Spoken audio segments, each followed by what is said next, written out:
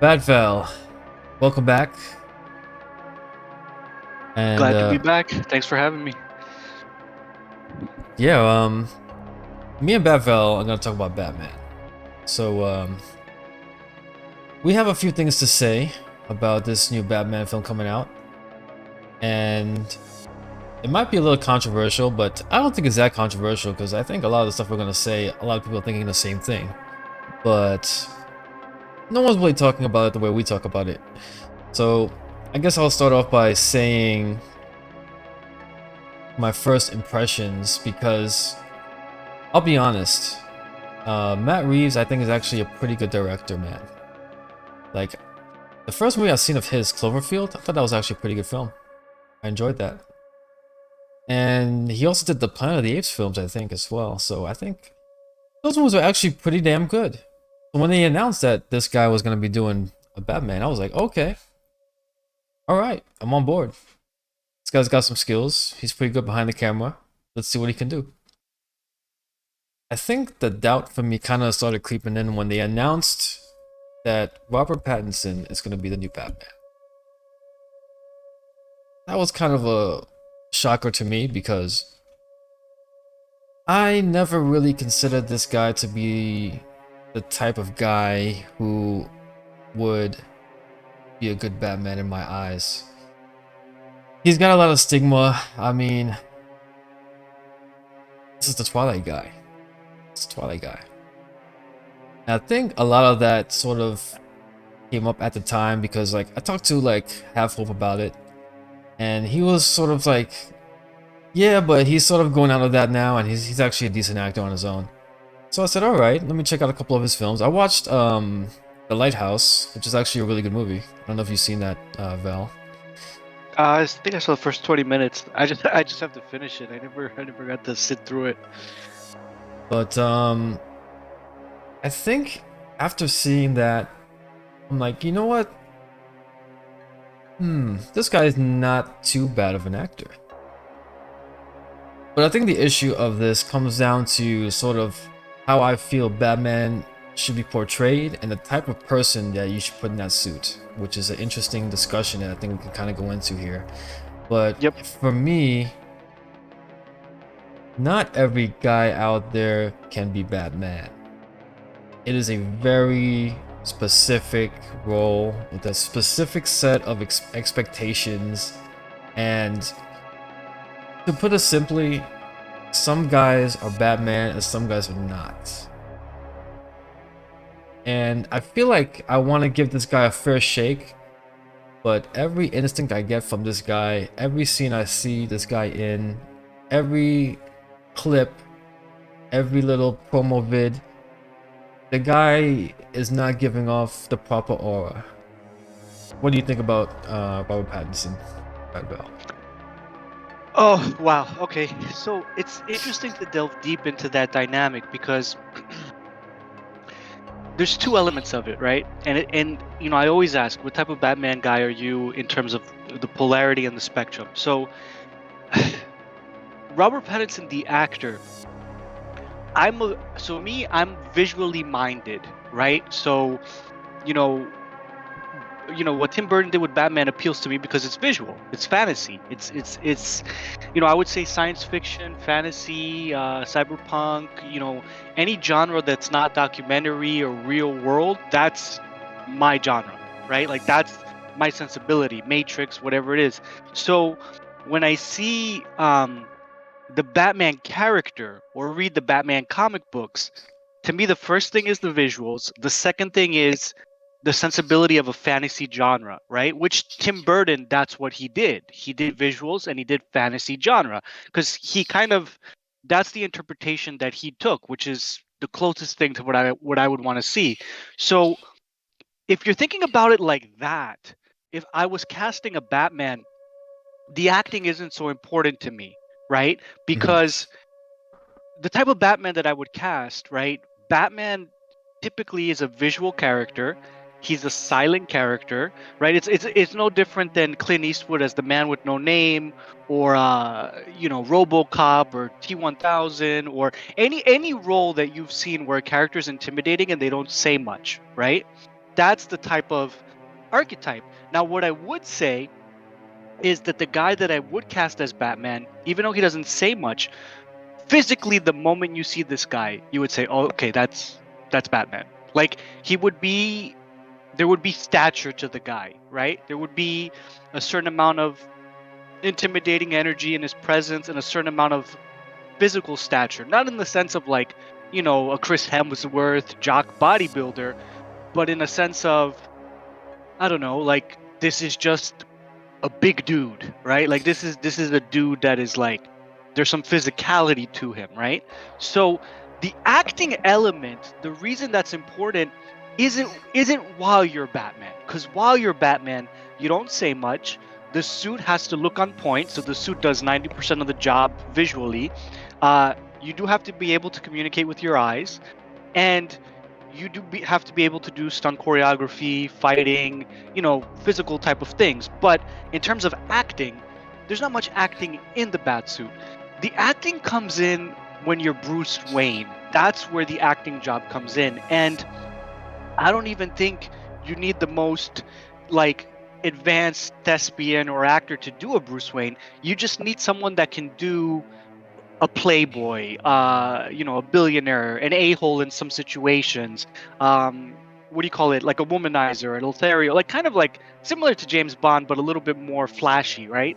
So that's not really that complicated of an acting job, right? It's essentially playing an a-hole playboy womanizing billionaire. Like it's not a complicated, disturbed role, right? It's actually almost as one note as the Batman, but in a flashy way. So when you're Batman, you're more introverted. When you're okay, so let me phrase it this way. When you're if you're the actor, when you're Batman, you should be the most like the epitome of an introverted character in film, right? Like it should be the prime example of an introverted character. And when you're Bruce Wayne, that should be the prime example in film of an extroverted character. So in a way, you're playing two extremes. And then in the middle, when you're Master Wayne for the Alfred scenes, you're a little bit of both. So you're talking with Alfred, right? You're not a complete silent uh, character, but you're talking with him in a non-flashy, sometimes quiet and thinking, sometimes connecting with Alfred type of way. So I guess that would be the most difficult part of that acting job, is the in between, when you're talking with Alfred and doing those emotional scenes, and you have to kind of walk the line between the introvert and the extrovert and give more of the middle of that performance and more of the depth of that performance. But when you do look at that overall, how I just painted it, you do have to have range, because you have to play the prime example of an introvert, the prime example of an extrovert, and the prime balance of both, right? So when they cast Robert Pattinson, right off the bat, the guy visually doesn't do it. It's like the opposite of the visual character that I just painted, right? It's like this tall, lanky guy. Yeah, okay, maybe he worked out a little bit. He has a six pack, but it's it's it's not inaccurate to say he's visually against type, right? Now, here's the thing: everybody says Michael Keaton was visually against type. He's short, he's not fit. He kind of looks a little weird, right? This is true, but Michael Keaton had a badass Batman suit, so the visuals compensated for that. And then the brilliant thing that um, Tim Burton did visually, because people don't give, when I say visually, it's not just cinematography, it's not just like lighting, which Tim Burton did a fantastic job, but visually he cast his actors, because when you look at Batman 89, the whole story is the dichotomy between the Joker and Bruce Wayne, right? And that's pretty much the narrative of the film. That's pretty much the impact of the ending of the film. It's here's Jack Nicholson as Joker, here's Michael Keaton as Bruce Wayne. But the brilliant thing visually about casting Michael Keaton and Jack Nicholson is that if you look at their faces, if you look at their eyebrows, if you look at their forehead, if you look at their cheekbones and their jawline, and then you look at their eyes, Jack Nicholson has a very distinctive face, right?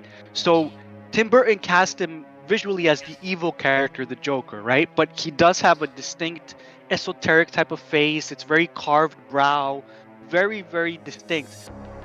The closest actor that looks somewhat facial features wise like Jack Nicholson, but he cast him as a hero, is Michael Keaton. He also has a distinct eyebrow, forehead, eye region, cheekbone. So they kind of look like mirrors of each other. The way that he cast him, Joker and Batman, they kind of look the same, but one's a little bit more aggressive as the villain, and one's a little bit similar features, but not as pronounced. So he's the hero, but they look the same, right? Facially. So it's like that's very subtle, but by doing that, right? Tim Burton makes it so you don't question this is Jack Nicholson and this is Joker and this is Batman, because they look like they're cut from the same cloth, right? Just one's good and one's bad.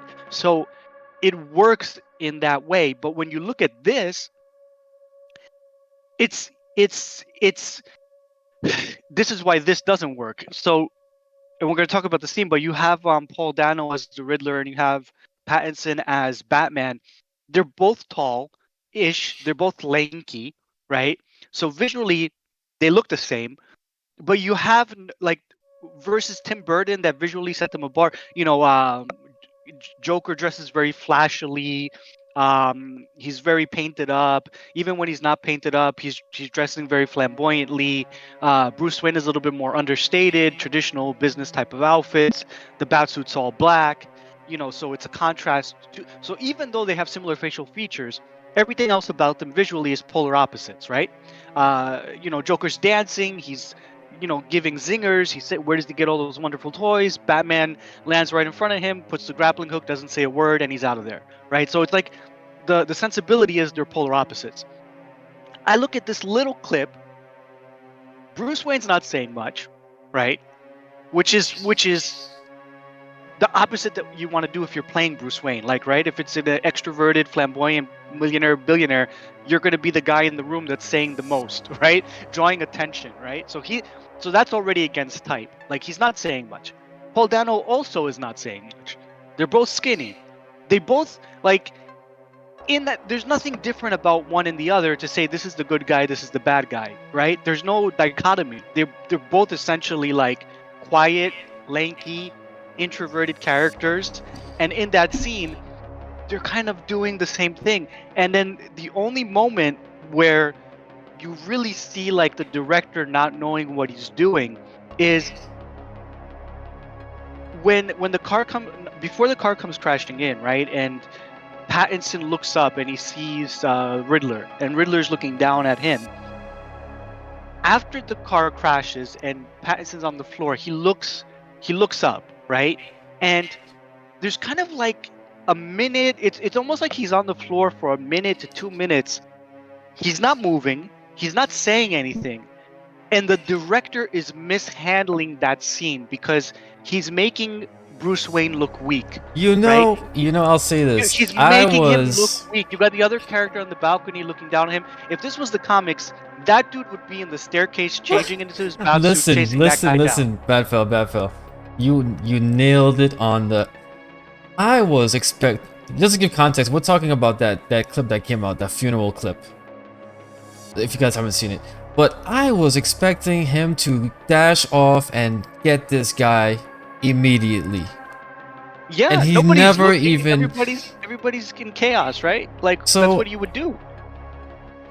The problem is like, okay, Bruce Wayne and Batman, like you said earlier, are very two distinctive. They're almost complete opposites. You should never even guess that Bruce Wayne is Batman. Should be the farthest thing from your mind. I look at this guy in this clip. This guy's brooding. He looks upset. He looks emo. He looks like he's about to. Like, is this Bruce Wayne? It's Batman without a suit. It's Batman without a suit. In plain sight. He's the acting cops this. are talking right next to him. Like, you said it, man. Like, these two, Batman itself. When you think about Batman, you break down what he is. It's actually very simple. But to find a guy that can somehow tap into both sides of the coin and play the middle when he needs to be, that's something that not many guys can do. Because you gotta remember, Batman is crazy. He's borderline schizophrenic. This guy is nuts. He should be able to turn that on and off like a switch. Like, do you remember the scene when, in Batman Returns, when Bruce Wayne is sitting there? He's sitting there in his mansion. The light turns on. He sees a bat signal. He looks up immediately. This guy's excited to be Batman. See, that's a good point. Like, also, you remember the scene in Returns where he puts the bomb on the guy and he smirks as he looks up at him, right? This guy loves being Batman. He doesn't want to be Bruce Wayne. But that's the thing. When you see Keaton, you get the set like he's not flashy nuts, right? Like he's not like the Joker running around crazy, right? But when you look at him, you get the sense something's off, right? Like you get the sense that he's nuts, but that he's not showing it, but you can pick up on it, right? It's like very subtle. But when you look at this, Pattinson just looks sad. It looks like he's grieving. It looks like he's on some kind of like emotion suppressant drug. Like he doesn't look. You know how they said, "Oh, Pattinson's gonna do something crazy and he's gonna be disturbed and he's gonna be this." When you see him as Bruce Wayne, he just looks sad, right? Like he just looks sad. And when he was on the floor, he looked fearful. So it was like, what is this interpretation of Bruce Wayne? Like maybe when you're Batman, you're gonna do nuts and crazy and be punching people and going off the rails, and that's what it looks like. But then you're giving us this Bruce Wayne that looks very like it's just flat. Like it looked very flat, and Michael Keaton looked more nuts than this guy. And he also was a little bit more flamboyant than this guy. Like he had a couple scenes when he was Bruce Wayne where he joked with Max Schreck or he pushed back on Max. He was vocal with different things. Like he had some kind of, at least a little bit of kind of a flamboyant energy, even though if it was very subtle and it's not the ideal I would like to see for the role. I would like to see even more extroverted energy, right? Like if you've ever seen like a really extroverted person or businessman, these guys are all over the place, right? They're talking a mile a minute. They're talking to everybody in the room. They're shaking hands. They're grabbing shoulders. They're like very dynamic, right? And we've all seen someone like that where it's like, wow, look at that guy. Like they can work a room, right? But Pattinson just looks sad, and I don't know if I'm on board with a sad Bruce Wayne. Like because in Twilight he was a sad vampire. Like it's the same thing. Like what am I gonna? Because Matt Reeves talks about resonate with the emotion and relate to the character. Why would I relate to this like sad, gloomy Bruce Wayne? Like he just looks like he's indefinitely in mourning, right? Which I don't know. That's not a very. If you're gonna do that for 3 hours, like, aren't you gonna get bored as an audience looking at a very like flat Bruce Wayne? The thing is, man, like, if he's gonna go that direction, right? You can go that direction, but you have to make your Batman so over the top crazy when he's Batman. That's the only way that this can kind of balance out, because I think, like I said earlier, man, it really comes down to the guy. You can have the best director, you can have the best person in there to do it, but the thing is, if the guy doesn't have that aura about him where he can just kind of switch it, you should be able to look at the guy and be like, okay, if this guy flips a switch, this guy could be crazy. And I don't get that. Like, I look at Robert Pattinson, I look at the guy and I see like this guy should be like on the cover of like a magazine modeling kind of guy. I mean, he doesn't have that edge that you get from some guys. Like if you look at like the the Schumacher Batman movies, at least like Clooney had it, Kilmer had it, and you can say what you want about those movies, but when those guys suited up in those movies, you felt that essence of Batman. Like Batman is going out, you got that energy from it. But I think a lot of that comes from what I grew up reading and watching, because a lot of what my Batman fandom came from was from the animated series. Yep. I didn't really read the comics that much. Like I read a couple of the Batman vs. Predator comics as a kid, but most of what I associated with Batman came from that animated series. And I don't know, I always felt like Batman was like an event movie. Like when Batman Forever came out, it was like an event movie. Like you had that that that music video come out, Kiss from a Rose from Seal. You had like that whole situation with like it was like a big deal. But I feel like this is coming out and it's like it almost feels like it's like forced excitement. Like guys are just like hyping this thing up.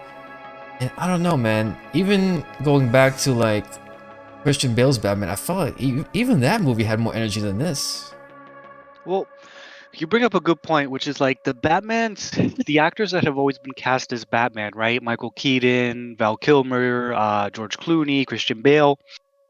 They've all had something that they've done good, right? Like maybe not all of them are perfect. Like obviously, I had issues with Christian Bale's Batman, and I had issues with some of Val Kilmer and George Clooney's performance, but there's other elements where when you saw the performance, you're like, okay, that was good. Now, I think the issue is, it's like you mentioned, it's the casting, because I don't think just because this clip, I would say I don't like this clip, that I'm not gonna like Pattinson as Batman, because I feel like he could do a horrible job as Bruce Wayne and do a really good job as Batman, similar to how Bale did a really good job as Bruce Wayne and a really bad job as Batman, right? I think this is gonna be the inverse. I think we just had a Batman that was a good Bruce Wayne, probably one of the best Bruce Waynes, if not the best Bruce Wayne, but a bad Batman. And I think we're gonna get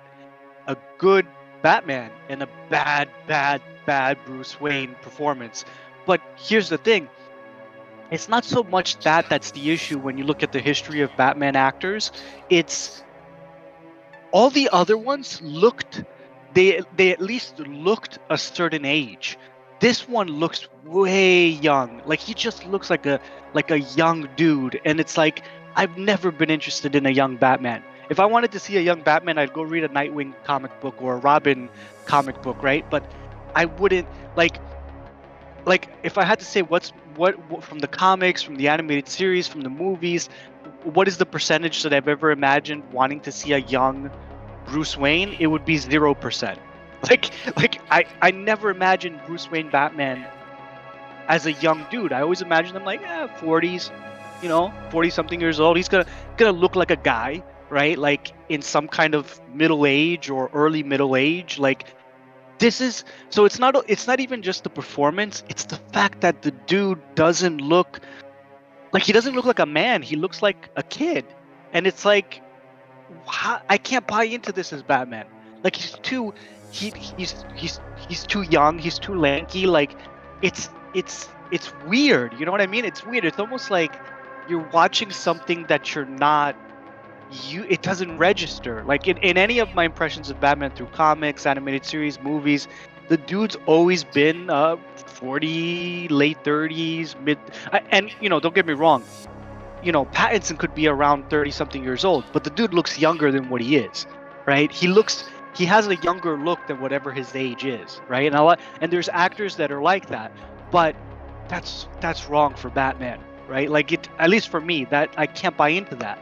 It's like I'm watching like a dude that's starting out, but he looks like a kid, I think that's part of what he's trying to do with this film too, because if I'm not mistaken, isn't this when Batman is just kind of starting off?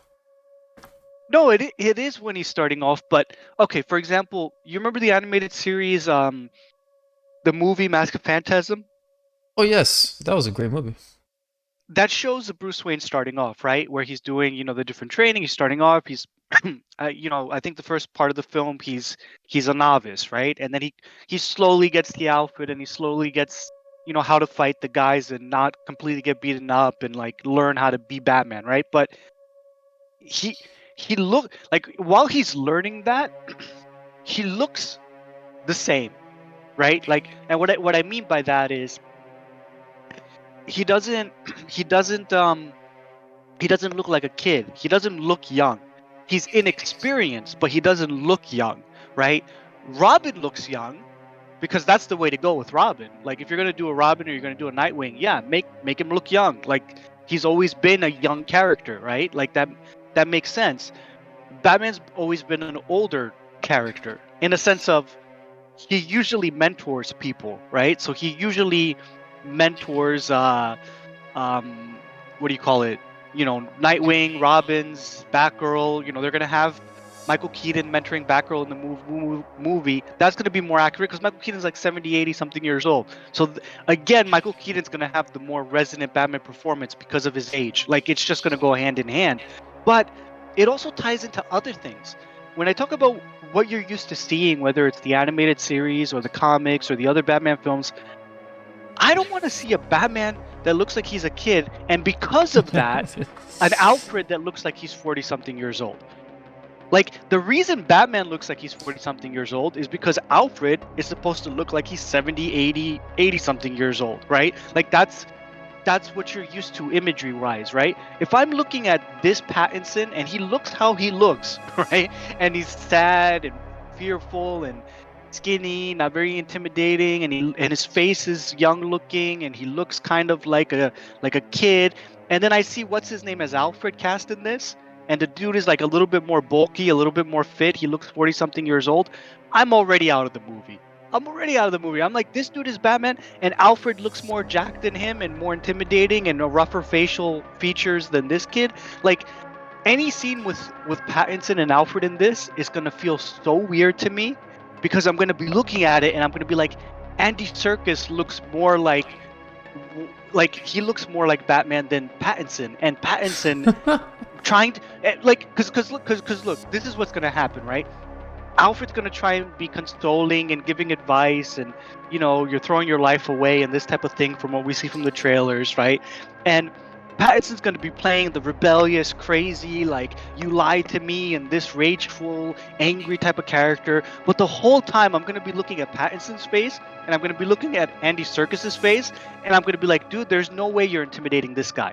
Like, your Alfred looks more like intimidating in this scene than you do.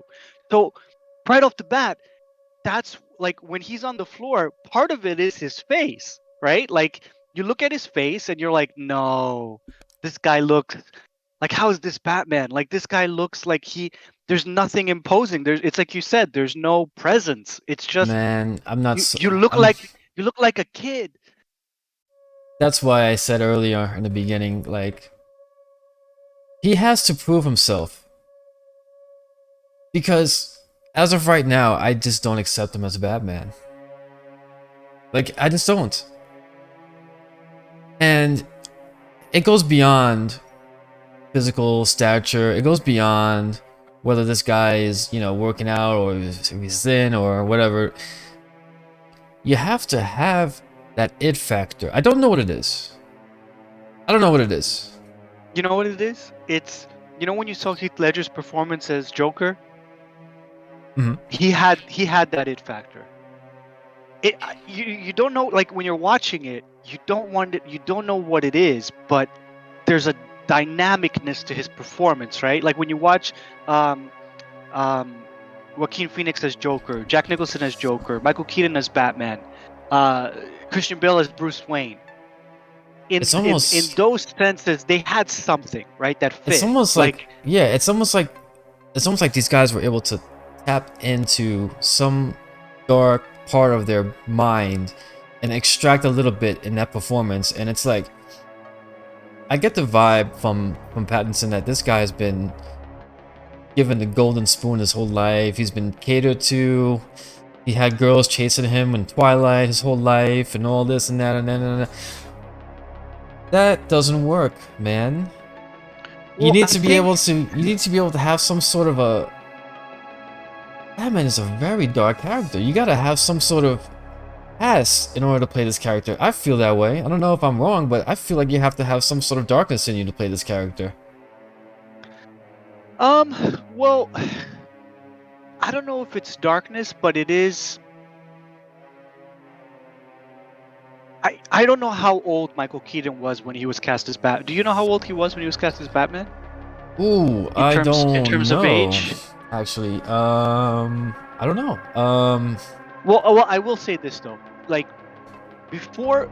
Okay, so let's put it this way. Before Michael Keaton... Okay, so you just mentioned the trajectory of Robert Pattinson, right? You could argue pretty widely successful at a young age, right? So, Yeah, this guy was you know, everywhere. like you said, one of the first things he was in was Twilight. He was in Harry Potter as Roderick Diggory, and Twilight blew up, and the guy was everywhere, right? So, and he didn't like that, which understandable. You get a lot of fame and wealth and notoriety at a young age. Nobody likes that because it completely throws your life out of whack, right? Like, and then he kind of went off that, isolated for a while. Now coming back, doing some indie films, smaller stuff. Didn't want to get involved in blockbusters and all that kind of stuff. Okay, makes sense. But you're right. He was pretty successful at a young age, right? When you look at uh Nicholson, not Nicholson, Keaton, right? Keaton had done Mr. Mom, which was not like, you know, it was a successful comedy, but I wouldn't say it was the success of a Twilight, right? Like, yeah, okay, he was in a movie, right? He did Clean and Sober, I think before that, where he played like a druggie. You know, it was with Morgan Freeman, I believe, was in that movie as the counselor, and he ends up in a facility to get sober, and it's why it's called Clean and Sober, right? So he was in that. That was more of a dramatic role. That's what gave him his first attention critically, because they said he did a great job playing the druggie that was recovering, right? And that was about, like, when you think of Keaton, that was about it, right? That was about it. That was pretty much it. And I don't know if he was older. Maybe he wasn't. Maybe they're the same age. I don't know. But I believe he must have been older.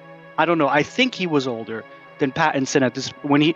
I think Keaton was older when he played Batman than Pattinson is when he's playing Batman. Maybe I'm wrong and they're the exact same age, right? But if he was older, when Keaton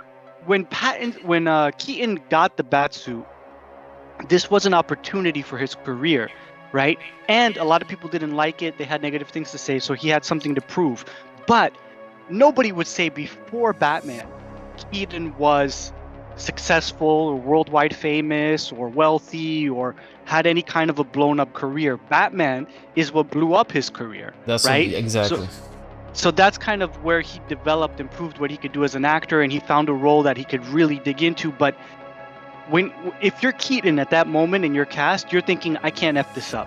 Like, this is my shot. It's a big blockbuster. It's a dramatic role. I just did this comedy, but I don't want to do comedies, right? He did Beetlejuice, right? So he was successful with Beetlejuice. But as an actor, he was probably thinking, I don't want to just do Mr. Mom and Beetlejuice. I want to do drama. I want to do things that, you know, are more intensive, right? So, and if you look at the rest of his career, he's usually picking pretty dramatic roles, right? Like he likes to do dramatic roles. I can't list too many comedies that he's done since, right? So, comedies usually are easier to get into than dramas when you're starting out as an actor. So that's probably why he went that route. Same way a lot of people do horror when they're making a first film, because it's easier to get into. But by the time Pattinson is playing Batman, he's already been worldwide successful with Twilight, like 3 times over.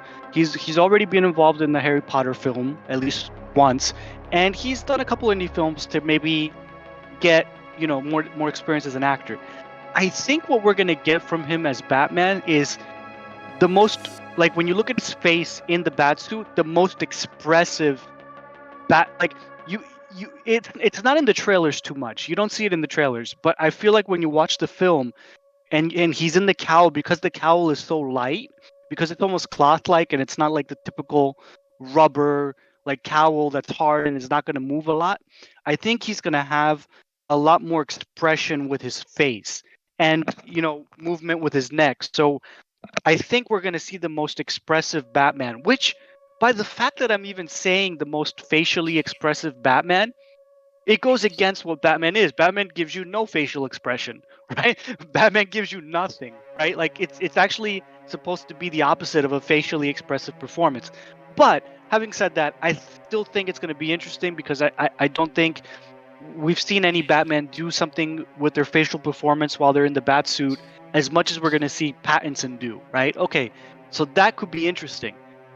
But it is against type, and it is against the norm, and it is different. But because it's different, maybe that's what makes it interesting. But everything else, like the sadness of his performance, and then I don't know how you feel about the cinematography in this, but it looks like so mute and bland and like ho hum and and like he mentions he wants to be like Zodiac. He mentions he wants to be like Seven. Oh, this thing looks like When you it looks like a David Fincher movie. no, I actually don't think it does. Like Really? because I Because I recently mean, if you look at like the way like it's always raining, it's always cloudy, well, maybe, it's maybe, maybe, dark.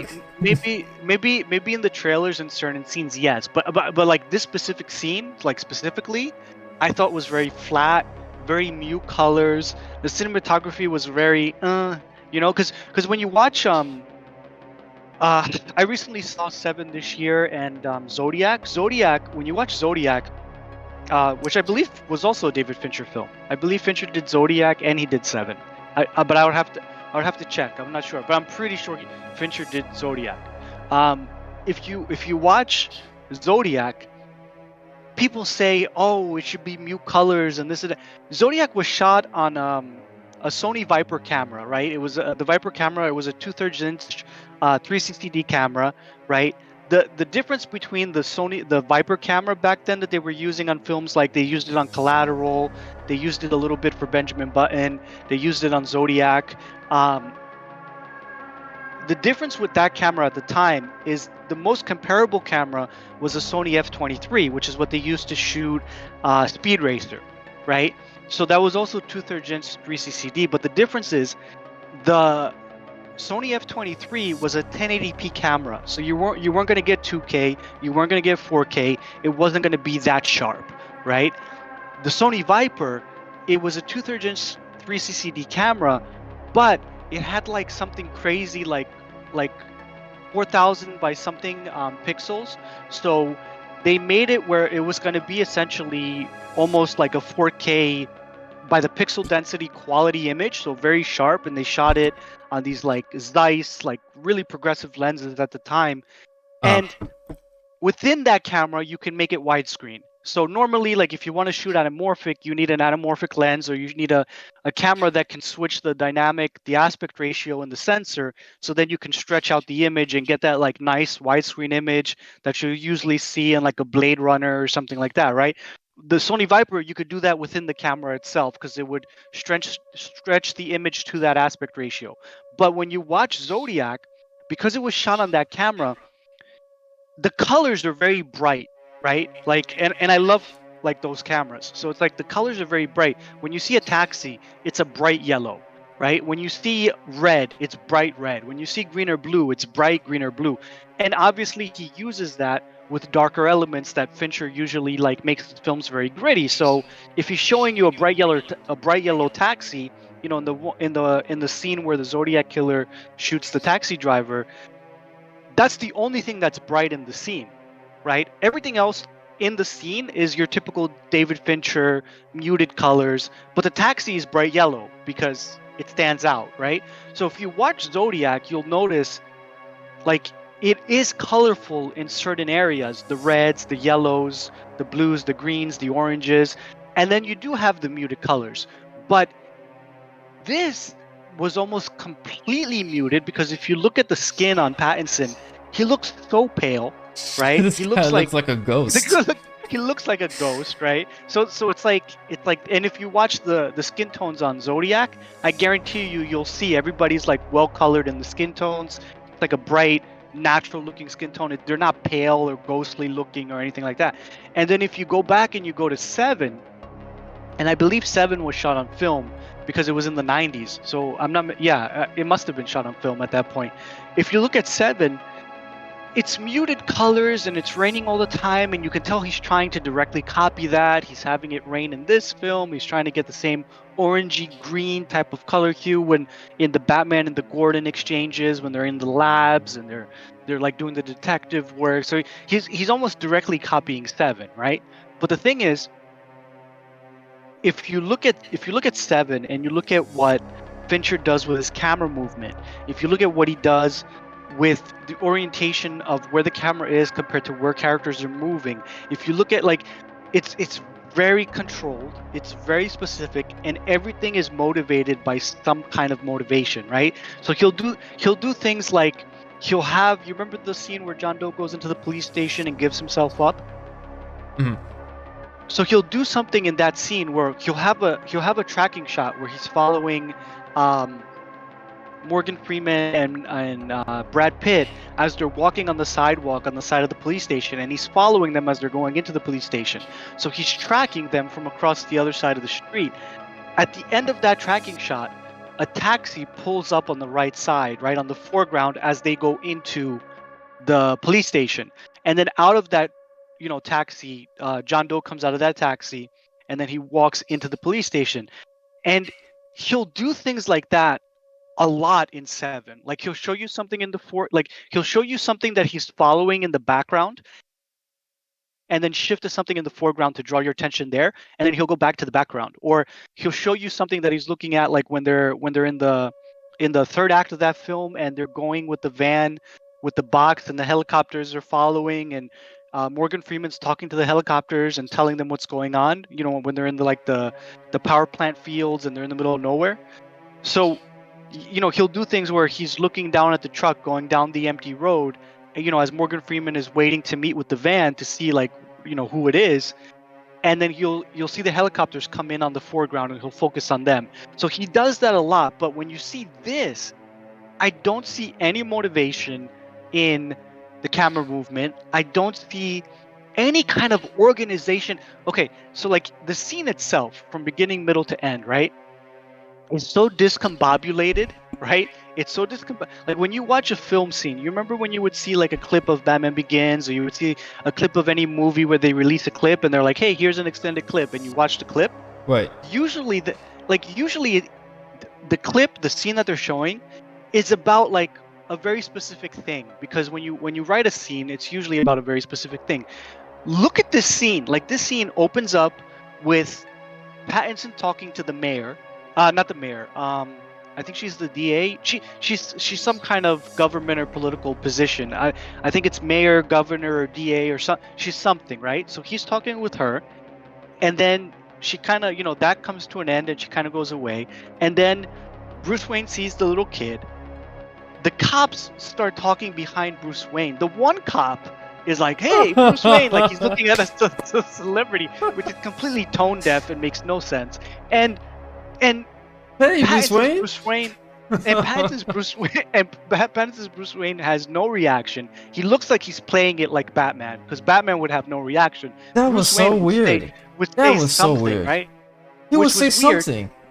He would say something, but he kind of looks at him like, "Did you just talk to me?" Like he kind of looks at him like he's Batman. Like, "Are you talking to me? Do you want me to like punch your face?" Like it was kind of that type of thing, where versus like, "Oh, hey, thank you for protecting Gotham," like something like, right? So that's going on, and then you bring up the question: why are the cops even discussing this crime matter right behind Bruce Wayne, right? That's the second thing. It's like, why are you discussing this like secretive police business right in front of Bruce Wayne, and why are you looking at Bruce Wayne and waving him off like he's a celebrity, not even like having a clue of what Gordon and the other cop is talking about, right? You're like starstruck, right?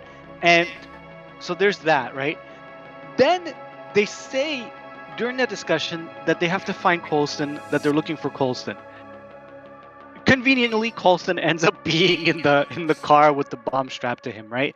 So it goes from that. Bruce Wayne looks up, he sees the Riddler, and I'm willing to bet you this is the first time that he's seen the Riddler. I don't know, it could be, maybe he's seen it somewhere else in the film earlier, but this looks like it might be the first time that Bruce Wayne sees the Riddler, because when he sees him, he almost doesn't have like he almost is thinking something might be wrong, right? Because everybody else, and this is another thing. Before Bruce Wayne sees the Riddler and looks towards the front door thinking something might be wrong, everybody else in this funeral is already looking at the front door, right? Like everybody in the room, even the little kid, they hear something and they're already looking at the front door. Everybody, right? And that's when Bruce Wayne looks up, sees the Riddler, and then looks at the front door like everybody else, and is like, "Oh, wait a minute, something's gonna happen," right? So it's like, okay, wait, this is weird. You don't need like if you want to play this scene right, have Bruce Wayne notice the danger, right? You have Spider-Man notice the danger. You don't have everybody in the room, including the little kid, notice the danger. Yeah, Because it's then like everyone saw what's it before what's the he did. point? Yeah, and what's the point of Bruce Wayne even noticing the danger? Like, if you want these people to be in danger, you want them to be oblivious to everything, and he notices it, and everybody else doesn't, and he's trying to protect them or get everybody informed of what's going on, right? If they're all already aware, you just took all the suspense out of the scene. You just made like so it's like they're not ignorant. They know exactly. They know something's coming, right? So it's like what's the danger? Like so he runs, he saves the kid. The guy comes out, blah blah blah. They go through. Even the reaction of the so it's like you know when you play a moment and it's supposed to be like a shocking moment, and you play it but you have a little bit too many reactions. So it's almost like okay, this is a little too much. Like the moment everybody sees him, someone in the audience, like someone in the funeral, like congression or whatever it is, someone says there's a bomb on his neck, right? And then he takes out the phone. Then Bruce Wayne notices the letter. Then the cops are like, get everybody out, right? So Gordon is even a little bit like slow. Nobody rushes for the phone that's ringing, right? Like maybe if they don't answer it, the bomb goes off. Like nobody rushes to the phone, nobody anything. So it's like there's so much going on in this scene that's like that you question as an audience, as a viewer, what is the point of this scene? Like you can do a scene and you can do one or two things really well, or you can do like six things. Like is the point of the scene the little kid and the cliche of Bruce Wayne looking at an orphan that's lost his parents similar to how he did? Is that the point of the scene? Is the point of the scene this cop that's starstruck by Bruce Wayne? Is the point of the scene that the Riddler on the balcony is playing this cat and mouse game and he's observing Batman in his element to see how he reacts, to see if he's Batman? Is that the point of the scene? Is it the fact that the Riddler's letting him know that he knows he's Batman? Is the point of the scene the bomb on his neck, or is it the envelope on his chest, or is it the phone in his hand? Is the point of the scene like everybody running out, or Gordon telling everybody to Man, it's what just suspense. what They is want to what they is want the point to of this scene? they want to have it so that the phone is ringing. Batman has to answer. Will he answer the phone? Will he answer it? That's what. But That's what the point of the scene is. there's so many elements that are crammed into the scene that they shifting focus from, like the letter, the phone, the bomb, Riddler, It's a Bruce very Wayne. weird scene, It's man. it's very unfocused, is what I'm trying to say. And it's like, if this, like, maybe this is just this one scene. I hope it's just this one scene, because if you're this unfocused for 3 hours, and if we're gonna have scenes filled with 7 different focuses for 3 hours, Oh man, that's that what. is going to be a very difficult film to watch. Let's It's let's going talk to about be that. Let's talk about so that for a second. meandering and like overstuffed of a film, you know? Listen, man. This is this 3 hours, Val? Is this Lord of the Rings? This is No, Batman. I think which film was it? Zodiac was 2 hours 37 minutes, right? Seven was 2 hours and 7 minutes. This is about 2 hours 47 to 2 hours 55, nearly 3 hours, right? And you have to ask, like, one, why? Right? like why 3 hours? Like, I understand Lord of the Rings, right? Like, you have, like, good God, like an ensemble of like 10 characters on a mission, and you have a war, and I don't know how long his Planet of the Apes films are, but even Planet of the Apes I understand, because war epics and films that have wars and big set pieces and spectacle, they can run longer, right? They can run longer because you have your character scenes, you have your action scenes, and then you have these like big war epic scenes, right? You have like the development of the war and the two sides, and you can shift perspectives, and you can have a little bit of longer film. This being 3 hours, it's like when Zodiac did it, the difference is David Fincher, I think, is a better director than Matt Reeves. That's the first thing. The second thing is easy.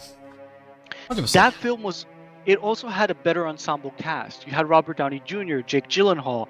You had good God, who's the other guy? Robert Downey Jr., Jake Gyllenhaal, Mark Ruffalo, who's also a good dramatic actor. You had a couple other actors in different parts, and the Zodiac in that you don't even see a lot, right? And the actor that played one of the potential suspects, was also a good actor. So it's like you don't notice the 3 hours because one, you don't see the Zodiac too much, so it holds your interest all the way until the end. And even at the end, you really still don't see the Zodiac. You see a couple hints and you see a couple of like possibilities, but it's still, even when the credits roll, keeps your attention engaged because there was a lot of question marks in that case, and there was a lot of things that were like still investigated years later. So it's not like the film wrapped everything up, you know? So that's why that worked. But if you're bringing that to this, instead of those actors, you have Pattinson, Zoe Kravitz, the guy Chris Farrell. I think it's Chris Farrell or something Is else. it Colin? I think it's Colin Farrell, right? Colin Farrell playing Penguin. You have the other guy as Carmine Falcone, and you have Paul Dano as the Riddler. And Paul Dano as the Riddler, what I saw in this, it's almost exactly how I'm expecting him to play the role. Like, it's not like they were like, oh, Paul Dano's gonna have an incredible performance. It's gonna be something you've never seen. Man, Oh my God, I'm he's gonna getting be. some When I saw him, serious I'm getting some serious Joker vibes, man. It seems like he's a no, different version of the Joker. have you seen the film? It was Paul Dano and Jake Gyllenhaal, Prisoners. Have you seen Prisoners? Oh, that was a good movie. Yes. It was a good movie, right? And Jake Gyllenhaal is usually good in a lot of things that he does, right? And he would probably be a better cast Batman in this. If it was Jake Gyllenhaal in the same exact movie versus Pattinson, I would be a lot more comfortable. Oh, but yes, he's just a better actor. he's a better actor. He looks the part more. He doesn't look like a little kid. Like, Hey, that's a good call, you know. It's just a better fit. It's a better fit.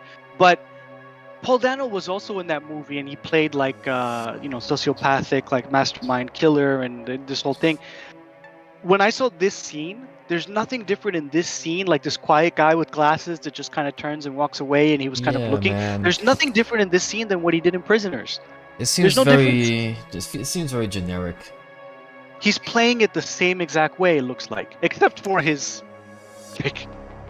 definitely like out there outfit and like clearly a copy ridiculous. Of the Zodiac, and then his puffy jacket when he's not in his outfit. Look, like, I mean, huge, like, I can't really say too much bad about that because we got Jim Carrey in a tight suit last time with a cane, so okay, I can't say too much about that. But you know what? As crazy as Jim Carrey in the cane is, right? That works for me. You know, because it's like, because let me put it. It was very entertaining. It works for me because it was entertaining, but he also did have a sinister element to him, right? Like, especially towards the end of the film, he did have a sinister like element there that was darker, right? And obviously after Batman Returns, they wanted to make it more kid friendly. They probably, whatever darker elements were in the film, they edited out. And Joel Schumacher, because Joel Schumacher did Lost Boys with the vampires, he could do darker stuff, right? So it's like he had to edit that for the studio, no doubt, because Batman Returns had all this negativity, right? So it's like, okay, fair enough. But that wasn't an issue with the fact that Jim Carrey can't do dark roles. He could do dark roles. Like, he could do drama the same way he could do comedy. But the fact that the Jim Carrey performance was flamboyant, right? Outfit-wise, look-wise, his like, to me, when I say I'd rather see Batman in a fantasy world or a sci-fi world or a cyberpunk world, right? No, I'm with you. It's more believable. Like, you remember in the animated series when Batman's going through Arkham and you see all the criminals in their glass cells, and he's putting that Zeus guy away, and he's like he's as he's seeing all of them, he's giving them like a Greek god like similar character. Like, he sees Joker and he's like, Harry's, and he sees like Poison Ivy, and he's like, Aphrodite, and he's giving them all like the fantasy like mythological names instead of seeing them as who they are, right? And he's kind of like and then he puts him away, and you see essentially all the villains in Arkham. That to me is like what it's about, right? So it's like, okay, so Jim Carrey is closer to that, because even in the animated series, I could picture that version of Jim Carrey in that cell, yelling and screaming and like, like doing his Jim Carrey thing, and it fits. But if you put that Paul Dano Riddler in that cell, I'm just gonna be like, what is this? Is this the Riddler, or is this the Calendar Man in the Long Halloween? right? Like this looks like the Calendar Man in Long Halloween. Like, is this really the Riddler? Like, and that's like It it you really have a depends on like what camp you're in. For me, I'm in the camp of I like Batman to be a little bit of fantasy because I think for me that's where most of the most exciting elements, the most interesting elements, his best villains, you have to sprinkle some of that in because I've yep this whole situation now that we're in after Dark Knight has sort of the realism thing. the realism thing. Yeah, I don't initially have a problem with it, but I think because Chris Nolan went so far in that direction, now I'm personally ready for like. Let me be clear when I say this. I don't want another Batman and Robin, but No, not Batman Robin. Let me ask you this question, right? Like you mentioned the animated series, right? The animated series is handled narratively in a realistic way, right? For the most part, characters are well written, plots are well constructed, nothing completely unbelievable, even though it takes place in a somewhat fantastical genre. I mean, the guy's dressed as a bat, so you can't take the real world approach. Like if you take the real world approach, like you know how all these filmmakers know, specifically after Joel Schumacher, like Nolan and Matt Reeves. I guess it's only two of them, but Matt Reeves and Nolan, when they keep saying, "Oh, we want to make it believable, we want to take the realistic, real world approach," yeah, you lose you're something. doing you lose something. You're doing Batman, right? Like you realize your character is Batman, right? There's nothing realistic about that. It's a fantasy. So if you're not going to treat it as a fantasy and you're going to give us these like outfits that are not fantastical and these characters that are not fantastical, they're just like human beings, like what's the difference between like first of all, if you gave us a Mr. Freeze, it wouldn't be Mr. Freeze. You're giving us a Riddler, it's not the Riddler. Like what's the difference between Batman and Paul Dano, like Pattinson and Paul Dano? There's no difference. So it's like you look at these characters and it's like I want to ask you this question, which is you take the scripts out of it, right? You take the directing out of it, you take the acting out of it. When you look at all the Batman films, right? Just looking at the setting of Gotham City, right? You look at what Burton did with Gotham City and the setting in '89 in Returns. You look at what Schumacher did, which was even more fantastical in a certain way, operatic in Batman Forever, right? And we could keep Batman and Robin out of it, right? In terms of, well, maybe not, because I'm not talking about the outfits, I'm not talking about the acting or the script. I'm talking purely Gotham City, like the set, right? Then you look at what Nolan did with his three films, which were essentially New York and Chicago, right? There really was no set. And then you look at what Reeves is doing, which is essentially London, Glasgow, and similar to what Nolan did. I mean, it's not really much of a set as much as it is just parts of London and UK, right? Do you prefer the Gotham City sets, the fantastical sets of Burton and Schumacher, right? Taking all the other elements of the films out, or do you prefer the sets of Nolan and Reeves, which is essentially New York, Chicago, London, and Glasgow? Like, as a Batman fan, which feels more like Batman to you? Just from a set Gotham City design perspective. Oh, 100%. I want it to be. I'm personally in the camp of Burton, man, because the way he did that first movie, there was a certain way that Gotham looked in that movie that it felt like the comics, but it also felt like it could be a real place. So I feel like there is a way to balance that out, but personally for me, I don't know if it's something that a lot of people agree with, but I feel like you should never see the daytime in Gotham. And that's something that's always been very jarring to me. Like every time I see like a daytime scene in any Batman film, kind of a weird thing. It's like in the animated series, you never saw daylight in Gotham. Gotham is supposed to be the dark version of Metropolis. Like Metropolis is always sunny and shining, but Gotham's always been like the dark city, man. So I understand that they have to have certain scenes that take place in the daytime, but I think from an artistic standpoint, I think that's part of what makes Gotham so interesting, man. And I don't know if you've ever played the Arkham games, but the way that I played the first one, the very first one. the way that that game looks is the way I want a Batman movie to look. That's the simplest way I which can is put it. which is dark. Yeah, man, that dark gothicness. You know, Gotham City should look like an epic city, man. It shouldn't look like a normal. It shouldn't look like New York. It shouldn't look like Chicago. It should be some sort of fantasy crazy city that Yeah, you it's only like get you to see in mentioned. comics.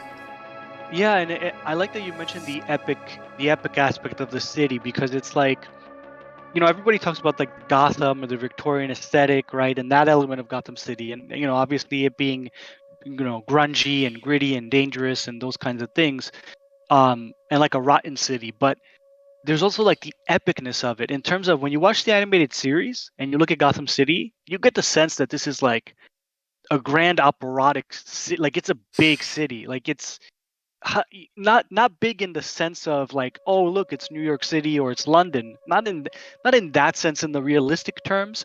It's more big and epic in the sense of, oh, look at the design of these buildings. They're like monolithic and they're Art Deco. And that's kind of the thing with Batman 89. The designer that made the set for Gotham City, he was like this architectural designer that came in. And when he created the set, he said, I want it to look real, but I don't want you to know what time period you're in. So they had elements of design from the 1940s, the Yeah, 50s, the man. 60s, the 70s, the 80s.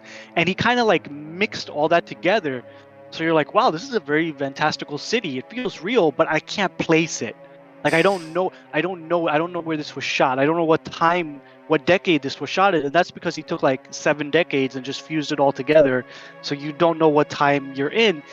And that's what when I watch a Batman film, I don't want to necessarily know where I am, if that makes sense. Like in a sense of, obviously I want to be able to follow the plot, right? I want to know where I am narratively speaking. I want to know what's going on with the characters. I don't want to be confused watching a film because of the plot, right?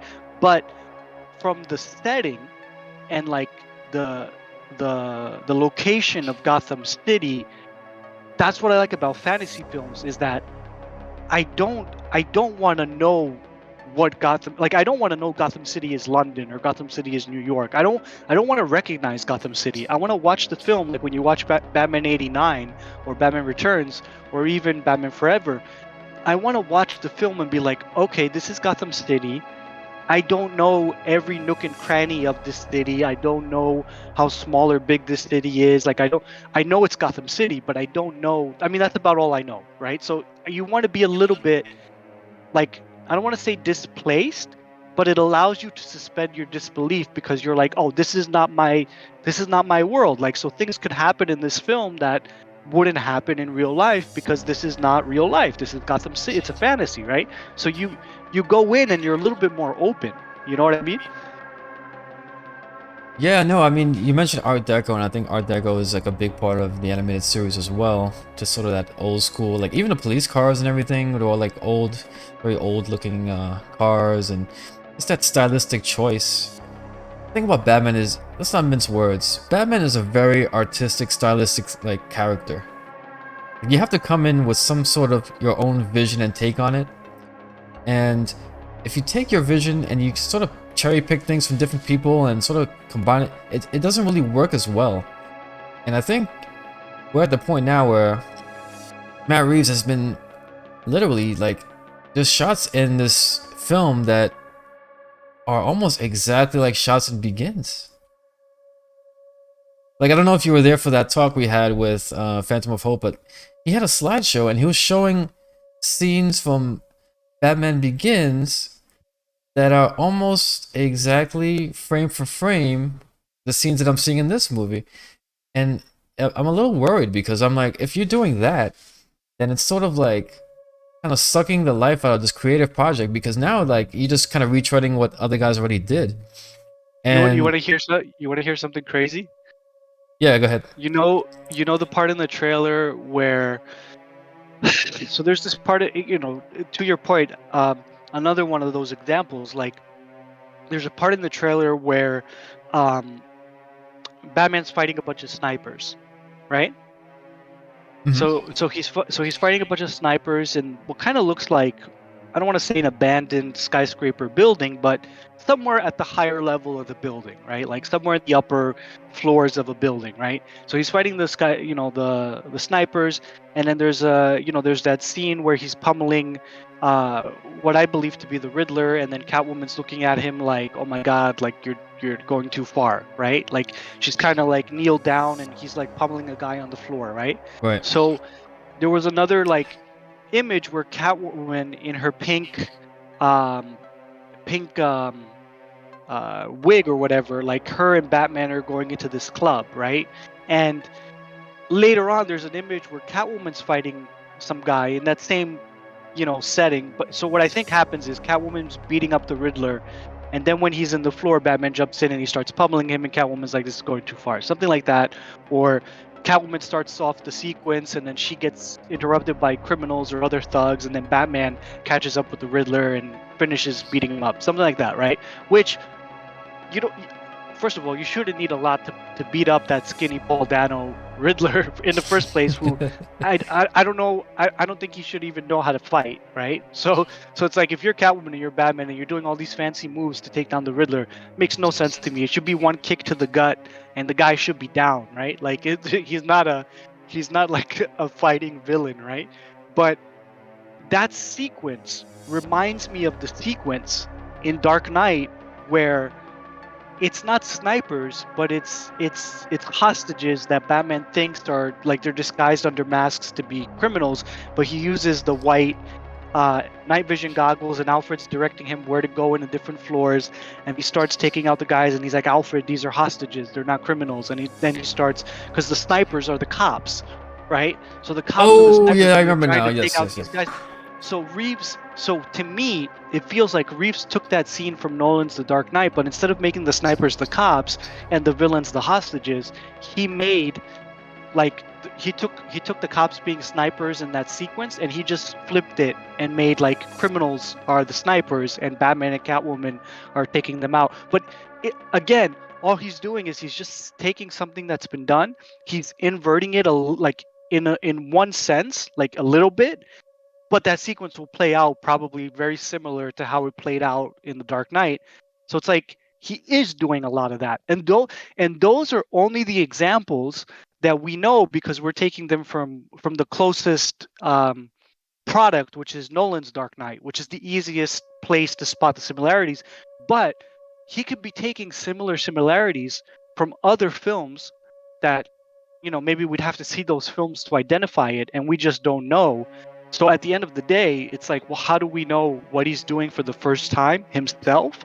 And how do we know what he's doing, which is just something somebody else did, and he's just flipping it around and like giving it to you and mixing it together? You know what I mean? No, I mean, I want to be fair because there's been a lot of Batman on film, and there's certain things that's gonna inevitably repeat. But do you think this Batman is different? Like, because he keeps saying he wants to do something different, but do you think this, from all the Batmans that you've seen, Christopher Nolan, everything else everybody's done, do you think this film, whether it's 2 hours and 15 minutes or 3 hours, do you think it's going to be that different of an experience than what Nolan did or what Burton did or what Schumacher did, or do you think it's going to be the same, like a similar type of experience? I'll tell you what I think it's going to be. It's going to be just like the Nolan films, but you're gonna get a lot more action. A lot more action. You're gonna see the fight. The fight scenes in this movie are gonna be... People are gonna be talking about the fight scenes because we literally haven't seen Batman fight for like the longest. Most of the people that are going into this are probably gonna go into that for that reason. They're going in because they want to see Pattinson, if he can pull it off, and they're going in because of the fight scenes. Because I know that like that was a huge issue with all of Nolan's film. There was barely any hand-to-hand combat. So I think if he's gonna do this, you might as well lean into that, because that's the one area where I think he can actually pull something off interesting, because it's crazy that we haven't seen Batman fight in any of the Nolan films. And if you play the games, that's all Batman does is fight. I mean, he does his detective thing, which is another area where I think we might see more of that too, to be fair. I'll say that. We're gonna see more detective and we're gonna see more fighting. But I think at the end of the day, a lot of people are gonna come out of this thing and it's gonna be like average. You know, it's not gonna do anything that's gonna be sort of like, wow, he really just no, it's gonna be average, I think, man. There's a lot to be proven here. But I mean, I don't know, man. It's a tough one to call because I'm getting a lot of mixed signals from this thing. I'm getting a lot of mixed signals, and I don't really know how it's gonna play out. But I guess we'll see, man. I guess we'll see. Are you gonna watch this in the theaters? I think I have to. I don't want to. I'd rather watch it on HBO Max, but I think it's in theaters only initially. So it's similar to Spider-Man. Like Spider-Man was an in-theater release. If it was released digitally, I would have seen it digitally. And it's oh man, I really hate that it's 3 hours. And the reason I hate that it's 3 hours is this. The last Batman film that I saw was The Dark Knight Rises. And it's the first time it was in the theater. It's the first time that I left the theater angry. I think I left Oh, like damn. the last I left before the credits rolled. Let's just put it that way, right? And I was angry because I felt like this character Batman was subverted in such a way that when someone does a subversion and everybody sees what's going on, you're like, okay, you subverted the character and you kind of destroyed elements of it and you're repackaging it as something else, right? That's one thing. Or if you do a subversion and everybody hates it, right? That's like you said Batman and Robin. Like Batman and Robin was bad, everybody hated it. So you didn't continue to get more of that, right? What I felt when I saw The Dark Knight Rises is, oh my god, a filmmaker with some credentials, a filmmaker critically well received, a filmmaker with cachet, and he's being held up as like a master filmmaker, subverted this character of Batman, and nobody knows what he did. Like, he's going to be given credit, he's going to be given awards, he's going to be given praise, he's going to be given all these things, but he subverted and he destroyed this character that's Batman. And he's going to be praised for it, right? That really pissed me off, right? So I left the theater angry, and then it's kind of what happened. We're getting a new Batman, and it looks like Nolan's Batman 2.0, right? I mean, pretty much. Yeah, there's little differences and things like that, but essentially, I see a difference between Batman 89 and Batman Returns to Batman Forever and Batman and Robin. I see a difference from Batman Forever and Batman and Robin to, The Dark Knight, Batman Begins, and The Dark Knight Rises. I don't see a difference from what Nolan did to what Reeves is doing. I see it within the same world. It's just like subtly different, like better action, more wide shots, a detective plot, but essentially the sensibility of it is very much Nolan-esque. Real world, relate to the character, blah blah blah. Like he's not doing anything different. So last time I saw something like that, I left pissed off. With this, the question is, if there's elements that I like, right? Like I like the guy that's playing Carmine Falcone as an actor. I think he's interesting in most of the things that he does. I think Pattinson will be interesting as Batman. But the thing is, if it was an hour and a half, if it was like 2 hours, that would be fair enough because there would be enough there that it wouldn't be excruciating. It would be like, okay, I really didn't like that. Okay, but I like this. Okay, 1.5 hours, 2 hours, you're out of the cinema, right? It almost It's feels like done. they're making Let's movies ignore it. long because it's kind of like the trend now. It's like you should make your movie long. Like Batman doesn't need to It's be the that tr- long. An hour and a it's half, hour 45, you're good.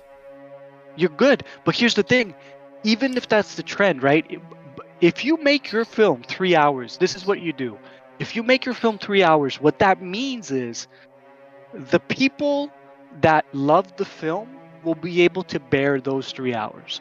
If you make your film 3 hours, the people that hate the film, that will be an excruciating 3 hours. So what you do is, normally if it was an hour and a half to 2 hours, people would hate it, people would love it, people would be in between, right? Nobody would be that drastic.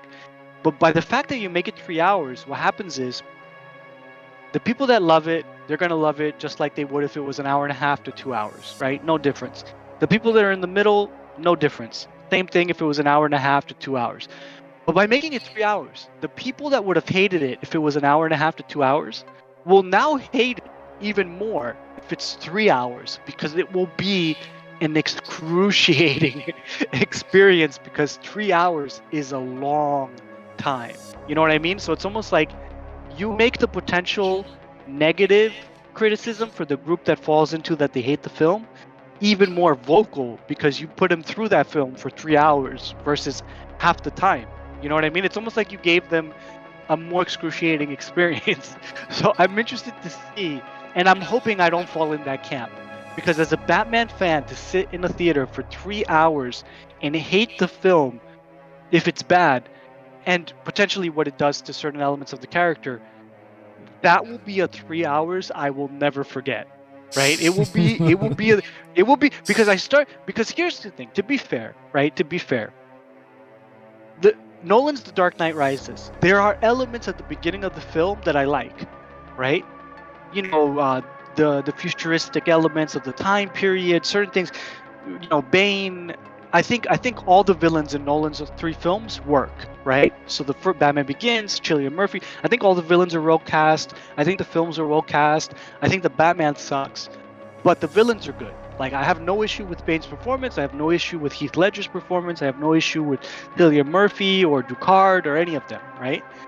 I think the performances of the villains are good. I think the Bruce Wayne is probably the best Bruce Wayne we've ever seen. I think if I had to rate Bruce Wayne's, I would say, you know, between Batman Begins and Dark Knight, I would say Christian Bale's Bruce Wayne is the best, followed by Michael Keaton's Bruce Wayne. I don't like, you know, what they did to the Batman character in Dark Knight Rises, but the Bruce Wayne is okay. Yeah, that's Bruce Wayne. Like, that's a good Bruce Wayne. The thing is, The Dark Knight Rises, the part where I got angry was the end of the film, because the end of the film is really where you saw where Nolan was going with what he wanted to do with the Bruce Wayne character versus what he was doing with the Batman character, which is essentially he subverted and killed the Batman character, right? Like, he made the whole point of his 3 films, his trilogy, the fact that this dude did not want to be Batman, and he did it in the most like 70-esque, you know, like Batman carrying this big bomb type of way, like tongue in cheek, right? But that just means I was angry for the last 20 to 30 minutes, right? And I couldn't even bear that, so I left the theater, right? But 20 to 30 minutes, that's a big difference than 3 hours, right?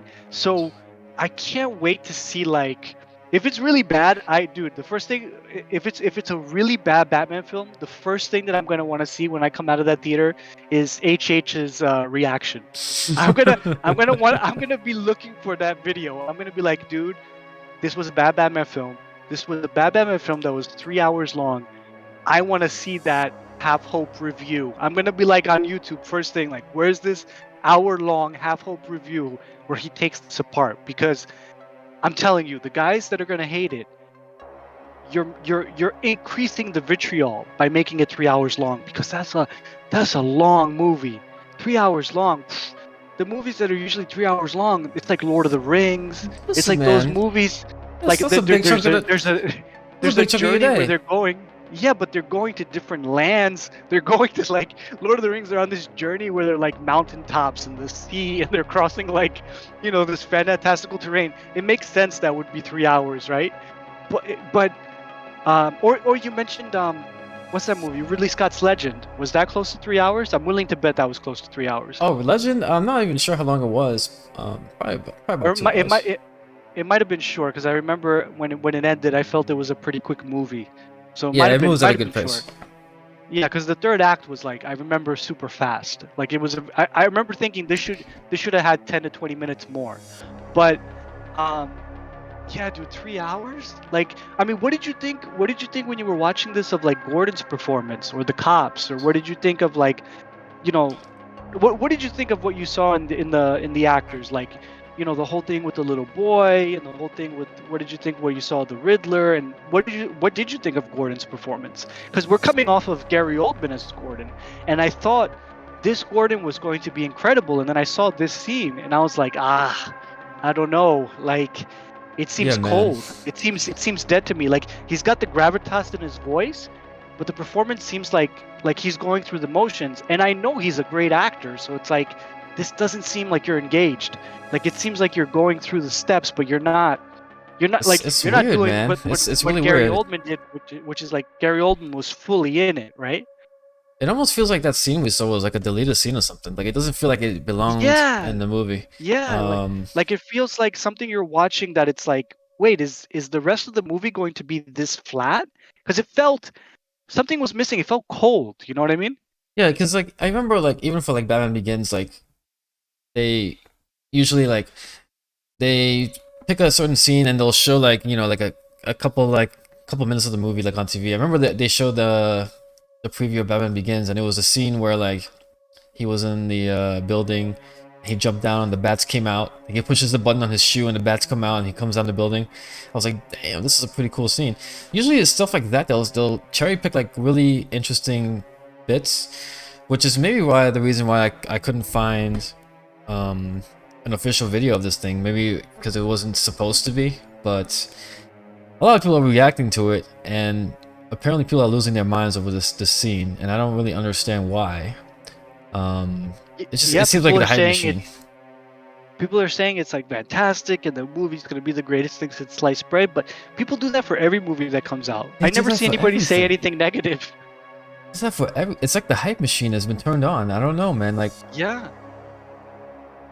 but I can tell you one thing, man. Like, this hype machine, it's gonna run out, man. Because the reason why I started doing these videos and stuff because I want people to actually be able to watch a video and get honest opinions about fandom, man. Because I look on YouTube and every thumbnail is the same thing. Guys excited, jumping up and down, and I'm like, is this really necessary? Because nothing that we've been getting has really been groundbreaking. The last decade has been shit. Like, what have we gotten in the last decade that has blown anyone's socks off? Nothing. It's like you want to like something, so you hype it, but because you want to like something doesn't mean it's worth you liking. Like you want to say this is the greatest thing since sliced bread, so you hype it up, but that doesn't mean that it's almost like you're self-deluding, right? Like that doesn't mean it is the greatest thing since sliced bread. You want to delude yourself into believing it is. But there's nothing wrong with honestly saying, hey, here's the good elements of this, here's the bad elements of this. Or if it sucks, coming out and saying, no, this is just weird. Like this is, I'm not talking about Batman specifically, just any movie, right? Like there's nothing Yeah. wrong with coming out and saying, no, I don't like this movie, or this movie has good and bad. But most of the time, that's not what you see. Most of the time, what you see is like hyping and delusion, and like this is not only going to be a great movie, this is going to be the greatest movie of all time. And it's like every movie that gets released is the next greatest movie. First, it was like Spider-Man: No Way Home is the greatest movie of all time. Now it's like, the Batman is the greatest movie of all time. Before that, it was The Dark Knight, and The Dark Knight Rises is the greatest movie of all time. Like every movie that comes out, oh, this is the greatest movie of all time. Like, you know what I mean? Like it's like, no, that's not like don't delude yourself. Like have an honest opinion with good and bad. Like don't overhype things, because it's like it's kind of sad, right? It's like if you think this is the greatest thing, like if you have a need to think that every movie that comes out is the greatest movie that's ever come out, like what kind of viewing experience are you having if you can't see something and say, no, this element of it sucks, right? Like you're having like a dishonest experience almost, which is like sad, right? Like that's it's kind of sad. Like even if you brought up one of like the masterpiece movies of the past and you're like, hey, let's go over T2, let's go over RoboCop or whatever the film is, and you ask me like, hey, even though you love this film, even though you think this film's great, what are some bad elements of it?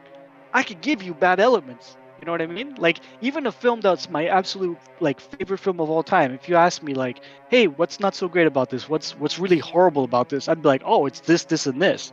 Like that's just being like, obviously films are subjective, but there's a little bit of objectivity in that sense of like, yeah, I love this. I think this is the greatest film ever made, but if you're asking me what sucks about it, this is what sucks about it. You know, like I will tell you. Yeah, man. I just think to close this whole thing out. It remains to be seen how this movie turns out, but I'm at a point right now with it where I'm take it or leave it. I might not even go watch this, man. I don't know. It depends a lot on what guys are saying, because I'm not taking the hits anymore, BatVal. I'm letting other people take the hits first.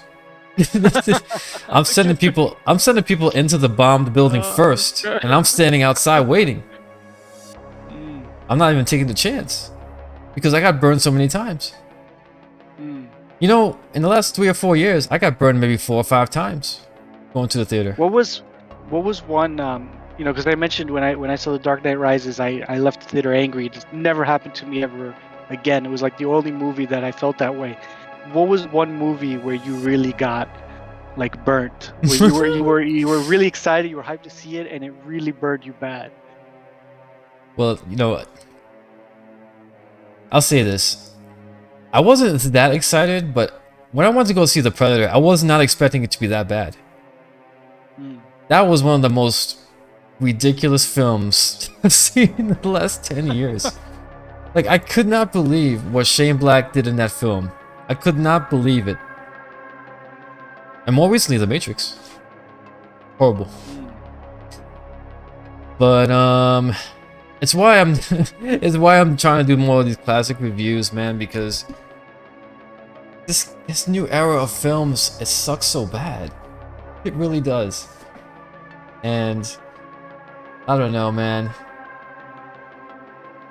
Yeah, I guess we'll see. When is this coming out? March 4th. Oh, it's still got a little bit. Tickets go live on February 10th, and then it's theater released on March 4th. It's Damn, that's not that far away. actually we're in February in about a couple days or a week or so, right? From what I think we're in the last week of January. So we're in February, and March 4th, that's kind of like 3 days into March, right? It's like the very beginning of March. So we really only have the month of February.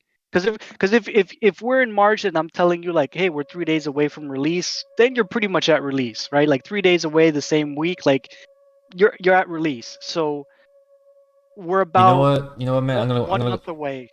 I changed my mind. I'm gonna watch it. You have to, because you got to do the review. I'm gonna watch it. You got to do the review. That's what it is, you know. Because there's gonna be guys hyping it out. Oh, this is the greatest movie that you have to go see it. And then we might have some different opinions. Like, if it's great, I'll say it's great. Like, if I go see it and I'm like, wow, that 3 hours was Oh, don't get me wrong. I want this to be good. I'm gonna be like, yeah. But if we go in and that 3 hours is like mixed, there's gonna be a lot to talk about. Like 3 hours is a lot to talk about. Like, he's definitely giving us plenty of material to talk about over 3 hours. You know, and we haven't seen too much about what the plot is. Like, we've seen little things with the trailer, but we keep seeing the same scenes, right? And if the movie's 3 hours, the scenes that we're seeing, maybe that's like 10 to 20 minutes of the film. So you're thinking there's a whole lot more movie in 3 hours. So what is the plot? Because he can, like, I don't think he hasn't shown us anything with Carmine Falcone at all yet. Like, that's one whole element of the film, right? Like, he hasn't shown us anything with Paul Dano. Very little. Like, we haven't even seen Paul Dano's face, right? We've seen like the side, we've seen like maybe his glasses for like 2 seconds, but we haven't even seen his face. We haven't seen Paul Dano directly interacting with Batman or any other character. We've seen a good amount of Catwoman, Batman. We haven't seen Batman and Alfred barely at all. You know what, man? You know what I think they're gonna do, man? I think they're gonna pull a 7. You're not gonna see him till the end of the movie. That's a good point. Let me ask you this question. Do you think, because you know sometimes this happens, and you mentioned they're gonna pull a step. Do you think, because nowadays most films, their marketing departments are like scooped up marketing departments that know how to build hype, They'll show you things that aren't in a movie. They'll show you things that when you watch the movie are different. They'll do things with marketing that has nothing to do with the movie, right? To market the movie. So, do you think what we're seeing in the trailers, the footage, the clips, the marketing, do you think when we see this 3-hour film, it will be a 180 and it will be completely different? Like, you know how you watch some marketing stuff and then you go see the movie and you're like, wow, those two things were completely different. Like, that marketing had nothing to do with this movie, or it was marketed badly, or it was marketed as something that this is not. Because he keeps saying, oh, it's going to be a detective film and it's going to be horror and it's going to be a thriller. I don't see horror when I watch what we've seen so far, but it is 3 hours. So if he's saying it's horror, do you think the 3-hour movie will be very different than what we've seen in the marketing? Because it could be completely like a 180. I'm not sure because, like you said, I mean, this is a long film, and we've only seen bits. Long, yep. We've only Yep. seen bits, so I don't really know, but I think it's pretty safe to say, based on his track record, that for the most part, what you see is what you get with this guy. So I think we're pretty much gonna get the normal Batman beats, and I'm curious to see if they even delve into a bit of his origin in this, or they're gonna start off straight off the bat because, no pun intended. But I don't think they're gonna do that. I don't think they're gonna show any of his origin. There's probably gonna be a flashback or two, and then it's gonna be full on into the movie. But yeah, I guess we'll have to wait and see till the last. I'm pretty sure there's gonna be one more trailer before this thing comes out. I mean, it would have to be, if they had another trailer, it would have to be in February. It would have to be this coming month. But I don't know. I think the only reason, right, that I think this would be a 3-hour movie is I think essentially I think you're going to get two movies, right? I think the first half of the film is going to be like a Seven-esque Riddler type of movie, like, Batman getting to know Catwoman, getting to know Riddler, getting to know Carmine Falcone, interactions with the cops. I think the first half of the film will play like a traditional Batman film. Like, in a sense of, it'll be very close to what you got with Chris Nolan, right? Uh-huh. In the first half. I think the second half, the only way, because anytime someone makes a 3-hour movie, they make a 3-hour movie because it's an epic adventure that's like, Lord of the Rings, or they make a 3-hour movie because it's essentially two movies, and the middle of the movie has a huge plot twist, right? And it spins the movie in a whole different direction. So I think that's going to be the first half of the movie. I think in the middle it's going to twist, because I don't think it's going to be an origin tale, but it's going to be like this type of thing, like your family was corrupt, and like by coming from a corrupt family, you're responsible for all this like corruption in Gotham because of all the money from the Waynes that went into Gotham for corruption, like something like that. And then when the movie twists from that point, I think he's going to do, because this is the only reason you would need another hour and a half. Like, I'm almost certain this is the only reason you would need another hour and a half. I think he's gonna twist it to where the second half of the film is like a Court of Owls type of thing, like straight Court of Owls. And the reason I say that is, he says that he wants to do film noir, horror, detective type of film, right? Like, he says that this whole thing. So when I think of the Batman comic books, if I'm being honest, in film noir, the hero loses, right? In film noir, the hero loses. In film noir, the hero didn't figure things out quick enough. In film noir, there's a huge twist, and usually the hero either dies, or he gets stabbed, or something really, really bad happens, right? That's film noir. So if he's doing film noir, like a Chinatown or something like that, Chinatown, he doesn't win at the end, right? Like, he loses. He doesn't even come close to getting the guy, right? So the only comic book run, or the comic book series that to me felt like traditional film noir, was the Court of Owls. Because in that story, Batman loses, right? Like, he loses bad. Like, there's a huge history and huge information that he didn't know that was right under his nose in Gotham City, right? Like just that element alone screams film noir. So it's like, I think the first half will be Riddler, Catwoman, Carmine Falcone, traditional Batman plot, Gordon solving a mystery. The middle will be some kind of twist with Paul Dano and some information that he has about Bruce Wayne's family. And then the second half of the film will almost be a different film that will be Court of Owls. And now I don't know how the film will end and how far he'll take it, but I know Court of Owls, Batman was in pretty bad shape. There was a lot he didn't know, and he got his ass kicked, like essentially. Like he got beaten up with something that blindsided him, and it was this whole conspiracy and unraveling and this whole thing that essentially was like a different alternate history of Gotham City, right? That existed. But here's the one problem with that. If you're using that plot, like if he is going to do that and you're adapting Court of Owls, the only reason Court of Owl works is because it came at the end of Batman's career. So you know this guy has been running Gotham City for decades, and here's something under his nose in the city that was also running for decades that he never knew anything about.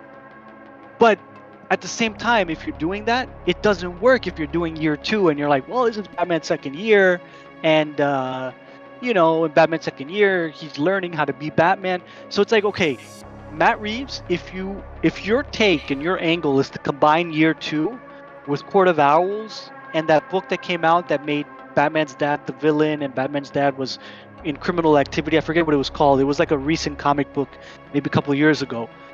If you're combining those elements, it doesn't work as well because your Batman is new. So instead of hinging it on the fact that, oh, while you were Batman for like 5 decades, these Court of Owls assassins were also in the city for 5 decades, it doesn't work as well. So you can't tie it to Batman. You have to tie it to his dad. And if you're tying it to his dad, that changes the impact of the story because this is a new Batman. And then what does this do to this new Batman early in his development if you're using that plot line? Like, does it make him not have a relationship with Alfred? Does it make him very cynical? Does it put your Batman in an imbalance, right? So it's kind of weird, but I mean, if you need 3 hours to tell your story, you got to have a lot of story to tell, right? And There's got to the be only something, story yeah. it can't be your traditional Batman tale. The only story that I could think would require 3 hours because there's a lot to tell is Court of Owls, because you got to do a lot of exposition. You have to explain like who these guys are. You have to explain who Bruce Wayne's dad was. You have to explain how he was involved in criminal activity. If you're tying it back to Thomas Wayne, then you have to explain what the whole history is, and then you have to deal with the Court of Owls. Which, let me say this: you mentioned the action in the film, right? If he is doing Court of Owls for the second half of the film, with the assassins and traditionally how it was in the comic books, you're going to see action like you've never seen in a Batman film. Because even in the comics, like when I read the Court of Owls storyline in the comics, I was like, damn, these dudes are like, there's like, it's almost like what was it, the League of Shadows or something? Was it? It was the League of, right? So the League of Shadows was one thing, but then the Court of Owls took it to another element. Essentially, all the Court of Owls assassins, they were kind of like Batman. Like he's an assassin, he dresses like a bat. They're assassins, they dress like owls, right? So essentially, the idea of Court of Owls is, while there was a Batman and he's an assassin dressed as a bat, there was a bajillion other wealthily funded from some of the most private, wealthy families of Gotham City assassins dressed as owls, and there's a bajillion of them, right? In like different spots of Gotham City, hiding in their little owl nests, right? So it's like the concept was like, hey, Batman, let's make copies of you, but a little different and a little bit more aggressive, and let's make billions of them. And it's like this army, and they're just as well funded, if not more well funded than you, right? That's like, if you're talking about action, like that, like, and you're adapting any Batman story for action, the Batman story that you would adapt for action is Court of Owls, because he's dealing with high-level assassins that function like he does, right? So that gives you the most action scenes that you can get. Like, you're not going to get many action scenes with the Joker. He's not He's not an assassin, right? You're not going to get action scenes with Mr. Freeze or, Poison Ivy. They're not assassins. But Court of Owls, they're assassins, right? They're on his level. So it's like, if he does that, I think there will be people that really, really love the film, and there will be people, because people generally like to like action, right? Like, what's the one thing everybody said when they came out of Man of Steel? Oh, the action was great, so I love that film, right? And it's like, yeah, but is that only what a Superman film should be? Is just him punching people and a 20-minute action sequence at the end, right? But people still loved it because they love action, right? So it's like, if the end of this film is that type of Court of Owls type of assassin action thing, and in the trailer we see snipers, maybe that's in the middle of the film. Well, if they're snipers and there's a bunch of them, maybe later on that develops into Court of Owl assassins. Maybe like it goes, maybe the idea develops further towards the end of the film. You know what I mean? So it's like that could be interesting, but he would have to change so many things story-wise because this Batman is young that I don't know. I think that's where a Batman fan could have some issues, depending what his changes are. Like, what do you kill Alfred? Do you kill Catwoman? Like, there was a recent comic book. I don't know if you read it, where Bane kills Alfred. Uh-huh. Have you read that comic book? No, I haven't read it. No. But well, it was supposed to be like a shocking moment, right? So Bane, gets into the Batcave and he kills Alfred, right? So it's like it was like a recent thing, and I'm just saying Matt Reeves tends to grab from different sources, and I'm willing to bet he's grabbing from year 2 for the beginning of his film, because, like, think about it. If you're Matt Reeves and he's thinking, where do I start this film?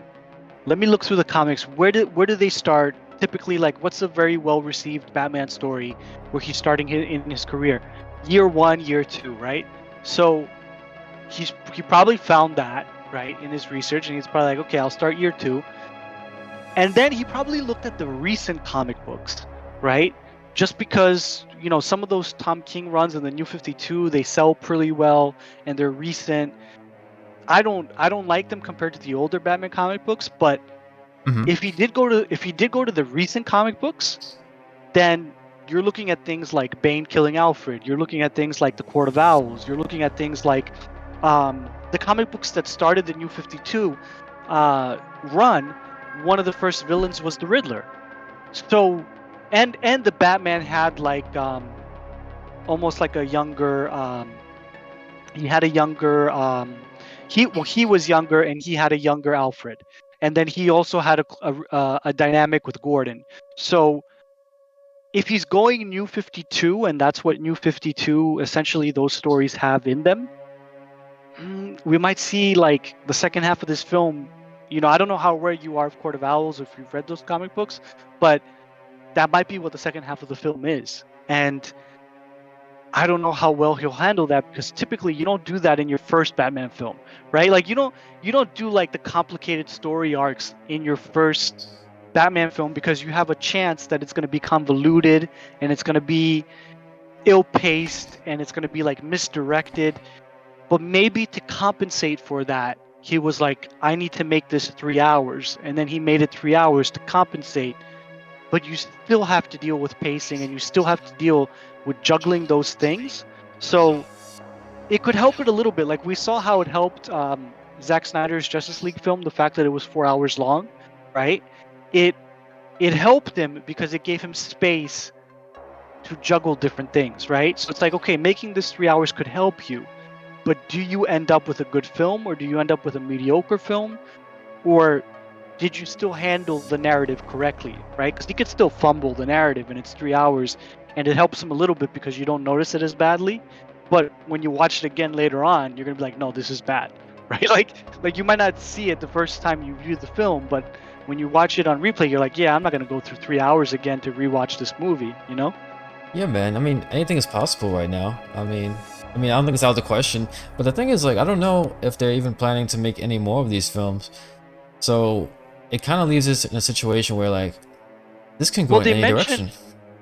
They mentioned, like, Pattinson mentioned that he has, like, the development of Bruce Wayne's psychology over another 3 films mapped out in his head and what it would look like, and Reeves, if they gave him a second film, which I think they've kind of discussed, most likely they would, that he would definitely come back to do it. But they probably will. They most likely will. Yeah. But you remember, this is another pitfall. You remember Force Awakens? Yeah. When Force Awakens came out, I don't know the runtime of that film. I think it was shorter. But when Force Awakens came out, it had a lot of things going on, and it planted the seeds of destruction for the rest of the 2 movies, right? Like, it introduced ideas that were not good ideas, right? And then in the later films, they developed those ideas, and you saw like how destructive it was. While at the same time, it paid homage to the original Star Wars, because it was essentially like a remake, beat for beat, right? What if this film, and this is the craziest like hoodwinking of all, right? Like, it's the craziest hoodwinking of a 3-hour Batman film. What if in this film he does the same thing Force Awakens does, which is he pays homage to all the Batman films, right? Like, so he pays a little bit of homage to Burton films, a little bit of homage to Joel Schumacher films, a little bit of homage to God, who is it? Actually, then we get into okay, so majority of homage to Nolan, right? And then the rest of the film is introducing ideas that, although they don't destroy everything in this film, in the next film they start to destroy everything. Like, because that's what Abrams did with Force Awakens, and Matt Reeves and Abrams are like best buds, right? So it's like, what if he does the same thing with this? And it's 3 hours long because he's paying homage to all the Batman films that came before, and then he's also introducing some of his ideas, and his ideas aren't destructive within this film itself, and people generally, critically and audience-wise, like this film, like people generally received Force Awakens. And then the next Batman film, we're like, oh boy, it's too late. Like, all these ideas are now developing, and they're horrible ideas, and we're starting to see how they're horrible ideas because they're so far away from the normalcy of the character that it's like, right? Like, man, what if that's what man? what if it's like a 3 hours Force Awakens but with Batman? You know what I mean? Like, homage mixed with bad ideas. Like, it's probably gonna go that way. Now that I think about it, man, that makes so much sense what you just said. I mean, that's been the trend, hasn't it? Every single movie that's been coming out been the trend, yeah, has been doing that. Waiting for a but ride.